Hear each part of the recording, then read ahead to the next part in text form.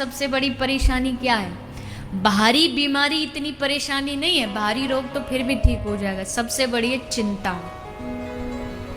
दिख रहा है कि सेठ जी ऑफिस में एक कुर्सी पे आंख बंद करके बैठे, दिख रहा है शांत है बाहर से, लेकिन भीतर सेठ जी से पूछो, भीतर का जो चित्त है वो चारों तरफ भागे घूम रहा है। वहाँ लॉस हो गया, ये हो गया, धंधे में बढ़ाऊं कैसे, अरे अब तो लॉकडाउन लग गया, अब क्या करूँगा, हाय हाय। इस लॉकडाउन में इतने लोग बीमारी से नहीं मरे जितनी चिंताओं से मर गए। रोग से नहीं मरे, चिंता, अरे अब क्या होगा, अब कैसे होगा। कहावत है ना, चिंता किसके समान होती है? देखो कहा ना, प्रवचन कौन नहीं दे सकता, आप भी दे सकते हैं। सबको पता है चिंता चिता समान। आप भी कह दोगे, मैं भी कह दूंगी, चिंता चिता समान। कहने में क्या गया, पर आचरण किसने किया? क्या अब भी हमारे मन में चिंता है कि हाय हाय क्या होगा, अरे कैसे होगा? चिंता होती है किसके मन में? संसारी के मन में। पर जो भगवत भक्त होता है ना, नरसिंह मेहता, लाली का अपनी बेटी का भरने जाना है अपना मायरा। दो भाव हैं, एक में लिखा है भात भरने गए थे, भक्तमाल में भी कुछ लिखा है, और दो भाव हैं, जो भी हो।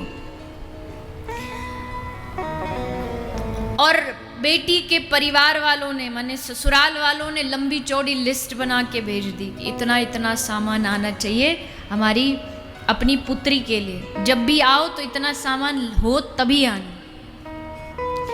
अब सामान ऐसा वैसा नहीं, लाखों का उस समय में इतना सामान लिख करके भेज दिया। पर नरसिंह मेहता चिंता में बावरे नहीं हुए, बस मजीरा लिया हाथ में और मजीरा लेके ठाकुर जी का नाम ले रहे, कोई चिंता नहीं। हे प्रभु, आज तक तूने संभाला, इज्जत जाएगी तो हमारी नहीं जाएगी, इज्जत जाएगी तो तेरी जाएगी।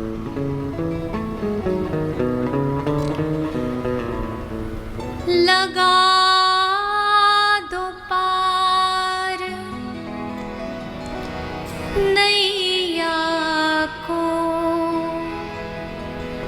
नहीं तो डूब जाएगी।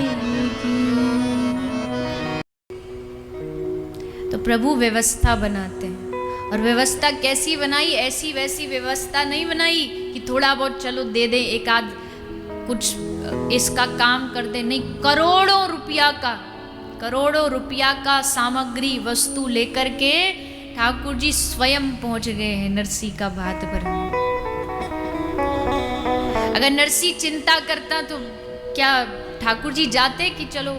भगवान क्या सोचते हैं, देखो, एक छोटा सा कोई बालक हो, कोई 6 महीना साल भर का कोई बालक हो, 2 साल का कोई बालक हो, और वो गंदे वस्त्र पहन रखा, उसने गंदे कपड़े, तो पड़ोसी उसके गंदे वस्त्र देख के, उसका गंदा मुंह देख के क्या कहते हैं? अरे कैसी है इसकी मैया, इसको साफ नहीं रख सकती, अच्छे वस्त्र नहीं पहना सकती, थोड़ा ध्यान नहीं रख सकती। क्यों?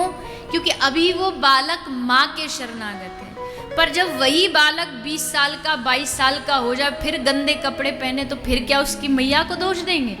एक 22 साल का बालक कल गंदे कपड़े पहनेगा तो लोग ये नहीं करेंगे कि इसकी माँ इसको संभालती नहीं, लेकिन अरे इसमें बुद्धि नहीं है क्या, कैसे वस्त्र पहन रखे? क्यों?